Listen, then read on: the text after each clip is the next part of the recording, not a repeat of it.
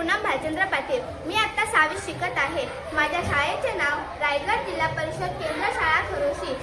आपल्या सर्वांना आम्ही पर्यावरणपूरक जीवनशैलीच्या उपक्रमात अंतर्गत आम्ही पृथ्वी वाचवा जीवन वाचवा हा प्रकल्प तयार केला आहे। हा प्रकल्प तयार करण्यासाठी आम्हाला कागद, पुठ्ठा, प्लाऊड यांचा वापर केला आहे। आपल्या सर्वांना माहिती आहे की पृथ्वीशिवाय आपण जगू शकत नाही। पृथ्वी आपली सर्वांची आई आहे आणि ही आता संकटात आहे। लोकसंख्या वाढल्यामुळे लोक डोंगर पोखरून घरं बांधत आहेत। यामुळे जमिनीचे भूस्खलन होते।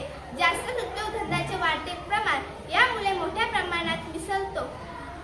याप्रमाणे मोठ्या प्रमाणात कारखान्यातून निघणारा धूर व गाड्यांमधून निघणारा धूर वातावरणात मिसळतो। त्यामुळे वायू प्रदूषण होते व घरातील सांडपाणी व कारखान्यातील सांडपाणी मिळून नद्यांना जाऊन मिळते। म्हणून त्यामुळे पाणी प्रदूषण होते।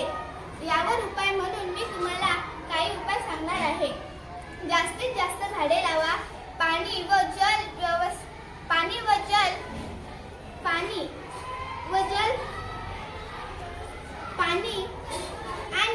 संवर्धनाचे रक्षण करा। जास्तीत जास्त झाडे लावा। कमी अंतरावरचा प्रवास सायकलने करा। वनस्पती व प्राणी यांचे जतन व संवर्धन करा। वस्तूंचा पुनर्वापर करा इत्यादी। धन्यवाद। मुख्य विषय पर्यावरणपूरक जीवनशैली। प्रकल्पाचे नाव पृथ्वी वाचवा जीवन वाचवा। पृथ्वी वाचवण्याचे संभाव्य उपाय: पाणी आणि जल संवर्धनाचे रक्षण करा। आपला परिसर स्वच्छ ठेवा। जास्तीत जास्त झाडे लावा। आयुर्वेदिक सांडपाणी नदी किंवा इतर जलकुंडांमध्ये सोडू नका। CNG युक्त वाहनांचा वापर करा। कमी अंतरासाठी सायकलचा वापर करा। वस्तूंचा पुनर्वापर करा। वनस्पती व प्राणी यांचे जतन व संवर्धन करा। निष्कर्ष: आपण आपल्या जीवनशैलीत छोटे मोठे बदल करून आपण खूप मोठा बदल घडवू शकतो।